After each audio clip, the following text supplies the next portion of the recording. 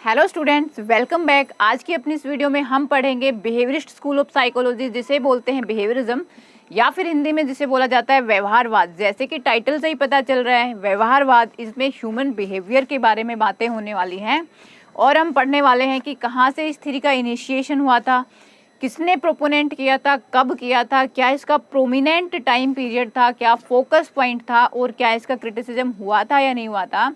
ये सब आज की अपनी इस वीडियो में हम पढ़ने वाले हैं। तो इसका इनिशिएशन जो हुआ था वो हुआ था 1913 में।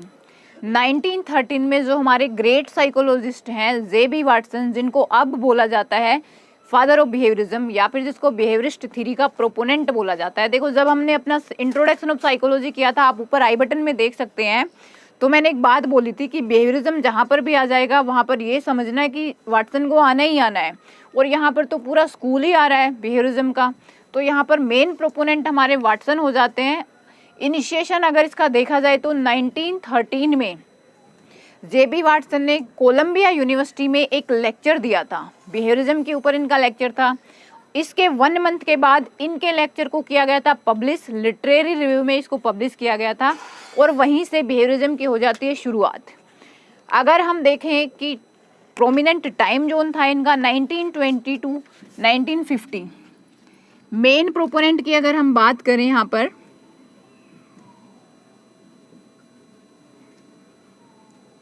मेन प्रोपोनेंट हमारे पास आ जाते हैं जे.बी. वाटसन। अदर की फिगर अगर हम देखें,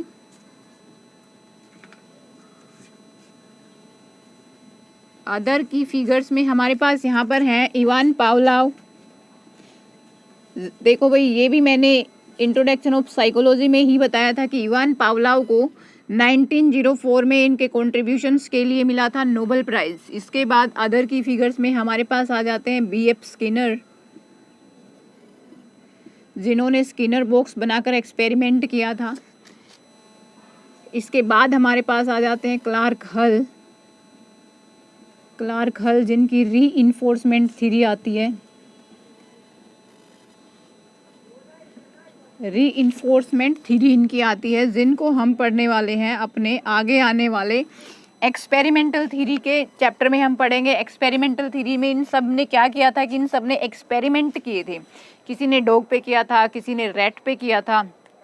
तो इन्होंने एक्सपेरिमेंट करके जो थ्योरीज बनाई थी उनको सबको हम उस पार्ट में पढ़ने वाले हैं। यहाँ पर अगर इसके इनिशिएशन रह गया इन 1913 में जे.बी. वाटसन का एक पेपर आया था, साइकोलॉजी एज द बिहेवियरिस्ट।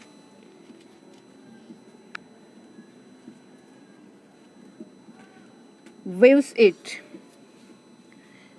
ये इस पेपर का टाइटल था जो इन्होंने लेक्चर दिया था कोलंबिया यूनिवर्सिटी में। ये इसका टाइटल था। यहाँ पर ये बिहेवियरिज्म है, ये है हमारा अमेरिकन इंग्लिश वाला है। 1913 में इनिशिएशन हुआ था और मेन प्रोमिनेंट जो इसका टाइम पीरियड था वो था 1920 टू 1950।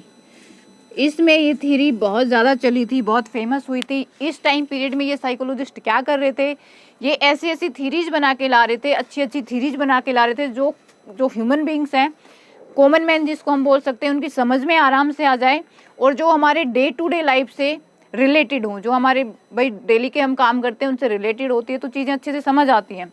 यहाँ पर ये साइकोलॉजिस्ट यही कर रहे थे, अपनी थ्योरीज को एक्सपेंड कर रहे थे, बना रहे थे, बता रहे थे लोगों को।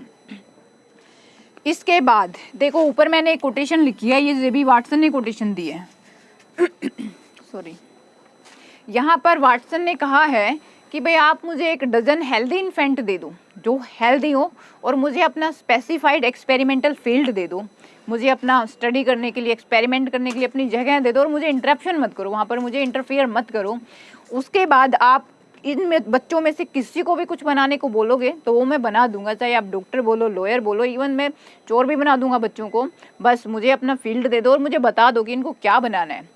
ये बिहेवियरिज्म में आता है, ये इन बच्चों का बिहेवियर चेंज कर रहा है। पर जे.बी. वाटसन ने तो इस चीज़ को बोला है कि भाई मैं बच्चों का बिहेवियर चेंज कर दूंगा, किसी को कुछ भी बना दूंगा। लेकिन एक हमारे पास ग्रेट राइटर आते हैं, आयरलैंड के प्ले राइट हैं जी.बी. शाह, बहुत अच्छी अच्छी बुक्स लिखते हैं। इन्होंने एक प्ले लिखा है, उसका नाम है पिग्मैलियन।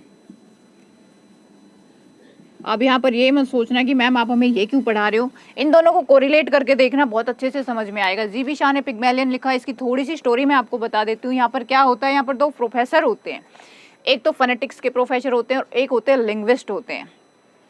इन दोनों में आपस में बातें चल रही थी, वो कह रहा था कि मैं सुपीरियर हूँ, वो कह रहा था मैं सुपीरियर हूँ। इन दोनों की आपस में बैट लग जाती है। जो फोनेटिक्स के प्रोफेसर हैं वो बोलते हैं कि मैं अपनी प्रोनाउंसिएशन की पावर से किसी को भी, चोर को, भिखारी को, इवन जो लो स्टेटस में बच्चे हैं उनको मैं कुछ भी बना सकता हूँ। इनकी बैट लगी तो उस प्रोफेसर ने एक फ्लावर सेलिंग गर्ल जिसका नाम था एलिजा डूलिटल, जो हीरोइन है हमारे प्ले की, एलिजा डूलिटल को लेके आया। वो फूल बेचती थी। प्रोफेसर ने लाके उसको अच्छे से ट्रेंड किया, उसको अच्छे कपड़े पहनाए, उसको टेबल मैनर सिखाए, और अगर वो नहीं सीखती थी तो उसको टॉर्चर किया जाता था, उसको लॉक किया जाता था रूम में, खाना नहीं दिया जाता था। ये कंडीशनिंग की उन्होंने, जीबी शाह ने, उस प्रोफेसर ने कंडीशनिंग की उस लड़की पर कि बिहेवियर को चेंज करना ही है, नहीं तो लॉक कर दिया जाएगा, नहीं तो खाना नहीं दिया जाएगा। कुछ टाइम के बाद उस लड़की को बहुत अच्छे से चीज़ें समझ आ गई। जब वो पहले शुरुआत में आई थी तो वो एक लोकल डायलेक्ट जो थी उसकी, कुकनी, उसमें बात करती थी अपनी देसी लैंग्वेज में। लेकिन उस प्रोफेसर ने जब उसको सिखाया तो एक रिच एंड एरिस्टोक्रेट लैंग्वेज, जो अमीरों की भाषा थी, वो बोलने लगी। इस प्रोफेसर ने कुछ टाइम के बाद बोला कि I have done, you can go now. तो लड़की ने बोला कि भाई मैं तो फ्लावर सेलिंग गर्ल थी, अब मैं इस लैंग्वेज में क्या फूल बेचूंगी, कौन मेरे फूल लेगा। उसने बोला, लड़की ने बोला कि भाई मुझे ऐसा फील होता है that I am a duchess, I am a queen, कि भाई मैं कहीं की डचेस हूँ या कहीं की महारानी हूँ, तो अब मैं फूल वूल नहीं बेच सकती। कहने का मतलब ये है, इन्होंने जेबी वाटसन ने कहा था, जेबी वाटसन ने कहा था और जेबी शाह ने इसको करके दिखा दिया। सिर्फ किससे, इनका फोकस पॉइंट जो है उससे, मेन फोकस है इनका कंडीशनिंग पे, और दूसरा है इनका ओवर्ट बिहेवियर पे। ओवर्ट बिहेवियर को आप ऑब्जर्वेशनल बिहेवियर भी बोल सकते हैं। ऑब्जर्वेशनल बिहेवियर, अब जब देखो मैंने किया था तो मैंने तो ऐसे किया था कि एक तो ओवर्ट बिहेवियर होता है, एक होता है कोवर्ट बिहेवियर। कोवर्ट मैंने तो ऐसे किया था कि ओवर्ट का मतलब ऊपर का होता है और कोवर्ट का मतलब कवर किया हुआ होता है, जो अंदर का होता है। और इसके बारे में बात की थी हमें एडवर्ड टिचनर ने। यहाँ पर आता है हमारे पास इंट्रोस्पेक्शन आ जाता है, इंट्रोस्पेक्शन यहाँ पर आ जाता है। लेकिन जेबी वाटसन ने जो बात की है वो हमारे पास ओवर्ट बिहेवियर की बात की है। ओवर्ट और कोवर्ट, देखो जब आपने रोलैंड बार्थी पढ़ा होगा, नहीं पढ़ा है तो कोई बात नहीं है, वहाँ पर उन्होंने एक एसजेड नाम की बुक है, वहाँ से एक एक्सट्रैक्ट लिया है, सरसाइन में उन्होंने ओवर्ट और कोवर्ट को बहुत अच्छे से बताया। उनकी नहीं पढ़नी है आपको तो सेम यही चीज़ें और कुछ नहीं है, मैंने आपको बता दिया। कोवर्ट मतलब अंदर का जो इंटरनल होता है, और ओवर्ट मतलब ऊपर का जो ऑब्जर्वेशनल होता है, जो हम बाहर से ऑब्जर्व कर लेते हैं। ये दोनों ही बिहेवियर होते हैं। अब इन्होंने कंडीशनिंग के ऊपर बात की है। देखो जब हम पढ़ेंगे थ्योरी 1, पावलोव ने डॉग के ऊपर एक्सपेरिमेंट किया था, उन्होंने भी कंडीशनिंग की थी, स्किनर ने भी कंडीशनिंग की थी। कंडीशनर ने इन्होंने जो डॉग थे या रैट थे उनके बिहेवियर को चेंज किया था। यहाँ पर इस कंडीशनिंग को समझने के लिए हम एक छोटा सा एग्जाम्पल लेते हैं। सिंपल सा एग्जाम्पल है, सब लोग बॉलीवुड मूवीज देखते हो, एक विलेन होता है, एक हीरो होता है, किसी ना किसी बात पर दोनों की लड़ाई होती है।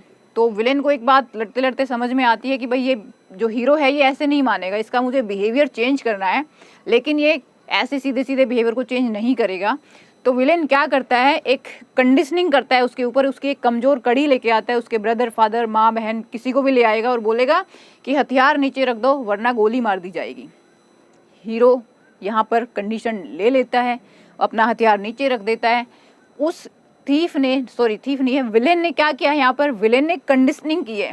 क्यों की है? क्योंकि उसको हीरो का बिहेवियर चेंज करना है, उसे अपने ऊपर गोली नहीं खानी है, इसलिए वो उसके भाई या पिता को लेके आया है।